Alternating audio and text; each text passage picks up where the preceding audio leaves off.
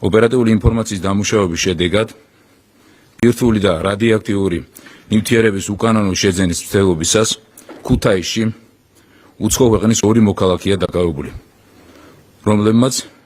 რომლებიც გეგმავდნენ ბირთვული მასალა ურანისა და რადიოაქტიური ნივთიერება ცეზიუმ 127-ის უკანონო შეძენას 3 მილიონ აშშ დოლარად და მის უკანონო ტრანსპორტირებას სხვა ქვეყნის ტერიტორიაზე. დანაშაულებრივი გეგმის განსახორციელებლად უცხო ქვეყნის მოქალაქეები ბოლო კვირების განმავლობაში პერმანენტულად ჩამოდიოდნენ საქართველოში და აქტიურად იყვნენ დაკავებული ბირთვული მასალისა და რადიოაქტიური ნივთიერების შეძენა ტრანსპორტირებისთვის ხელსაღრელი პირობების შესაქმნელად. საზოგადოებას განვუმარტავთ, რომ როგორც წესი ზემოთ აღნიშნული ნივთიერებები გამოიყენება სხვადასხვა დანაშაულებრივი, მათ შორის ტერორისტული მიზნებისთვის. გამოძიება სისხლისამართლის კოდექსის 19-130 მუხლის პირველი ნაწილით მიმდინარეობს. პარალელურ რეჟიმში ჩატარებული რამდენიმე ანტიკორუფციული ღონისძიების შედეგად ხეთყის უკანონო მოპოვების, სამსახურებრივი გულგრილობისა და სამსახურებრივი უფლებამოსილების ბოროტად გამოყენების ფაქტებზე პასუხისმგებაში მიეცა 12 პირი. მათ შორისაა გარემოს დაცვისა და სოფლის მეურნეობის სამინისტროს SSVP ეროვნული სატყეო სააგენტოს იმერეთის სატყეო სამსახურის ყოფილი თანამშრომლები.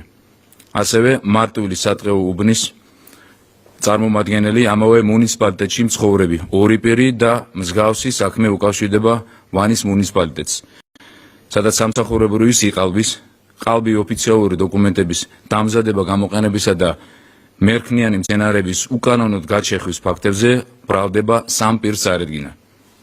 ასევე ანტიკორუფციული სააგენტოს თანამშრომლებმა ქრთამის აღების ფაქტებზე ბათუმსა და ლაგოდეხის მუნიციპალიტეტში 2 პირი დააკავეს. ბათუმის შემთხვევა ეხება შპს სანდასუფთავების ერთ-ერთი სამსახურის უფროსის მიერ აღნიშნული შპს-ს ბალანსზე რიცხული სატვირთო ავტომანქანებით სამშენებლო ნარჩენების გატანის სანაცვლოდ ქრთამის აღებას, ხოლო ლაგოდეხის შემთხვევაში მერის წარმომადგენელმა სოფელ კაბალში ქრთამის სანაცვლოდ მოქალაქეს თავიდან აარიდა სასამართლოს მიერ დანიშნული საჯელი საზოგადოებისთვის სასარგებლო შრომა. 5 ადამიანი მიეცა პასუხისმგებაში მშენებლობის კოეფიციენტის უკანონოდ გაზრდისა და უნებართო მშენებლობის ფაქტებზე, ეგრეთ წოდებული K2 კოეფიციენტებთან დაკავშირებით. სახელმწიფოს კუთვნილი მიწების კერძო საკუთრებაში უკანონოდ რეგისტრაციის ფაქტებზე პასუხისმგებაში მიეცა 6 პირი, ხოლო სატენდერო პირობების ხელოვნურად მორგების, სახელმწიფოს კუთვნილი დიდი ოდენობით თანხების თაღლითურად დაუფლების და სამსახურებრივი უფლებამოსილების ბოროტად გამოყენების ფაქტებზე სისხლისამართლებრივი პასუხისმგება 2 მოქალაქეს მოუწია. როგორც ხედავთ, მიუხედავად ბოლო თვეების განმავლობაში კორუფციის წინააღმდეგ ბრძოლის უპრეცედენტო მასშტაბისა, კვლავ სერიოზულ გამოწვევად რჩება ეგრეთ წოდებული შუა რგოლის კორუფცია, რასთან შეგუებასაც ბუნებრივია არ ვაპირებთ. ამიტომ პირველი მოუწოდეთ ყველა მოქალაქეს, ვისაც კი რაიმე შეხება ექნება მსგავს საკითხებთან, ითანამშრომლონ საგამოძიებო ორგანოებთან და მოგვაწოდონ შესაბამისი ინფორმაცია.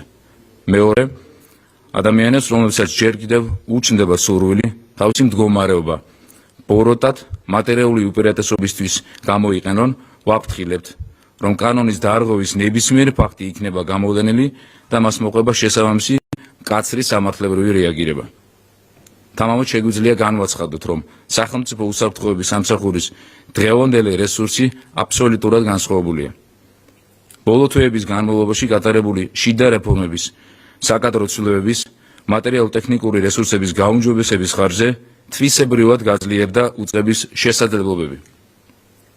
შემოსული, დამუშავებული და რეალიზებული ოპერატიული ინფორმაციის მოცულობა მხოლოდ 9 წლის განმავლობაში დაახლოებით 24 ჯერ არის გაზრდილი, რაც მიუთითებს სახელმწიფო უსაფრთხოების სამსახურის ანალიტიკური და ოპერატიული შესაძლებლობების იმგვარ გაძლიერებაზე, რომ ჩვენ სამსახურს ყოველგვარი დაბრკოლებების გარეშე შეუძლია როგორც კორუფციასთან შეურიგებელი და შედეგიანი ბრძოლა, ასევე ქვეყნის უსაფრთხოებასთან დაკავშირებული სხვა პრევენციული ზომების მაღალი ხარისხით უზრუნველყოფა.